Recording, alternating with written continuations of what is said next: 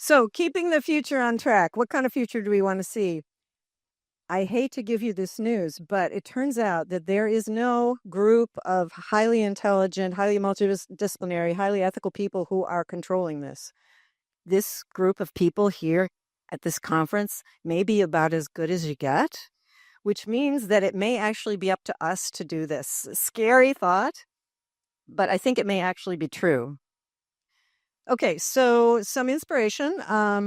Naval Ravikant is a big hero in Silicon Valley, and we know that, and we believe here at Foresight that applied science pulls humanity forward, and so that's what we do a lot of here. So, how do you optimize the likelihood of impact? Many of you are familiar with effective altruism. They, at least in their early days, they really wanted to be sure that a dollar spent got the highest impact. So they focused at that time on the last mile principle. Like, we know that bed nets work to fight malaria, and we know that if we give a dollar to those organizations, they will deliver a bed net and it will help. At least that was the theory. And that's legitimate. We need people to spend money there. However, this is sort of a widely understood this is the sort of thing that most of the population can understand and get into. It's very straightforward, which means that for folks like us in this room, this is not where your leverage is. Okay. Much as I love effective altruism, and I'm glad they do what they do many wonderful things. There's another approach that folks like us should take that's a little different, which is rather than focus on things that are absolutely definitely going to work and our dollars will absolutely get us the benefit we want, rather, it's another approach, which is shots on goal. Let's identify things that are, quote, high risk, meaning it might not work, but if it does work, the payoff is tremendously large, okay? And the kinds of people who come to this meeting are the kinds of folks who know what the shots on goal are that we should take, okay? So you may have heard of Astera Institute, the great visionary organization. So how do you create good futures? Well, first you start with what's the goal? What are we trying to get to? That's the imagined future technological possibilities. And that's what we're doing here. We are identifying those goals. What's the goal?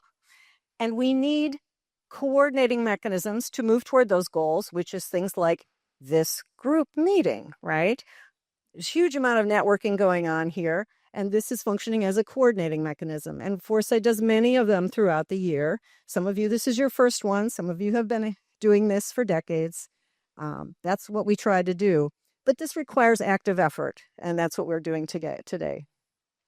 We started, of course, with molecular machine systems with the Foresight co-founder, Eric Drexler. And anybody who knows chemistry can look at that design and go, well, we can't make that. That's true. But we can say that if it could be made, it should function as a molecular differential gear. And someday, I believe we will be able to make that. This is called exploratory engineering or long-term design. You know, looking at science, starting with science as we understand it. No new science. But what can we do in terms of long-term engineering with the science we already know about? So on the left are various problems we're trying to solve. And when you're talking to funders, sometimes that's how I term the goal. But when you talk especially to young people who love the vision, love building a better future, you can say almost the exact same thing in more positive language. And that's more inspirational to me, even though I'm not young anymore. I'm still, I guess, young at heart. And I find that very inspirational. And we can do both ways, but it's the same goals. How many of you ever in your life read a lot of science fiction? Right. So remember when science fiction was more not dystopian, it was more positive. Well, we could use some more of that. Maybe some of you will write that. So how do you decide on what are these goals? Well, it has to meet a whole bunch of criteria. It's obviously got to be scientifically sound, beneficial. It helps a lot if they're intermediate payoffs because funding these things is hard. Has to make sense to the funders. And the funders have to have some incentive to fund. There has to be some benefit that they get. Even if it's just, for example, as we heard, to the UK, who's the funder. So the process is like a 6-step thing. Foresight focuses on the first 3.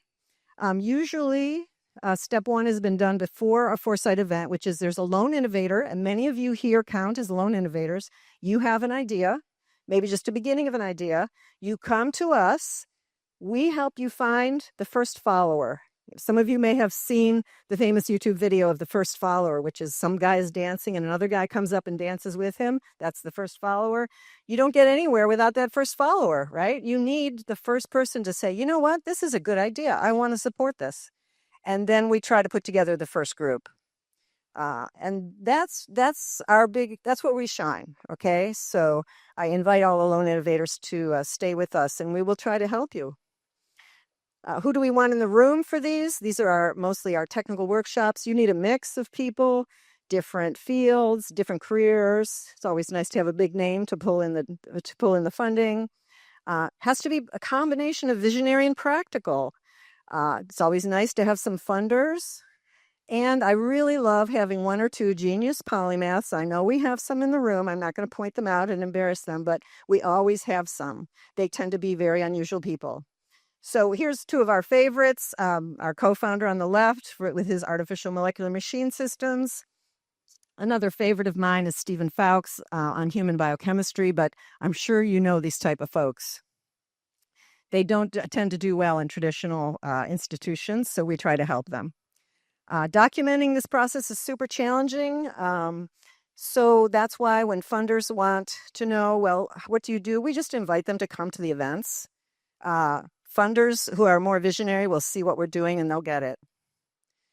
Right now, we're in a super unique funding situation due to crypto. Never in the history of humanity ever has so much funding been in the hands of a group of people who are relatively young, relatively technical, relatively visionary because they picked this up early, right? Relatively freedom loving because they tended to get this for freedom oriented purposes. This is a unique in history, and we have a huge opportunity now. With opportunity comes responsibility. So, and we've seen tremendous benefit from the crypto community. They have been wonderful to Foresight, and we're thrilled to be here in Puerto Rico with them. Strong ecosystem. I'm going to wrap it up here. You can certainly get these slides later. These are some of the things we've done. And that's who we are, that we've been doing this since 1986. People ask me, how did you build this community? Well, it's been a lot of work, and I did it, and Allison did it, and Jim Bennett did it, and and of course our huge staff right now is huge compared to when I did it. Now it's still tiny, but so that's it. So it's up to you guys, and you're part of Foresight now. By coming here, you are on the team, and this may be your first event, but you're on the team now, and we're working to build a better future, and we want you to help, okay? So thank you.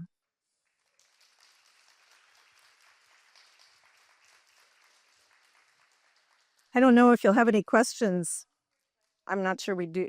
You can find me later, okay? And I do career consults. Contact me about that.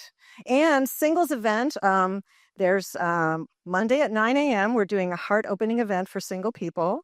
I also tried to do matchmaking. So that's my hobby. So career consults, life partner search consults. She is pretty unique at finding both co-founders and other partners in your life. So you might want to take advantage of that.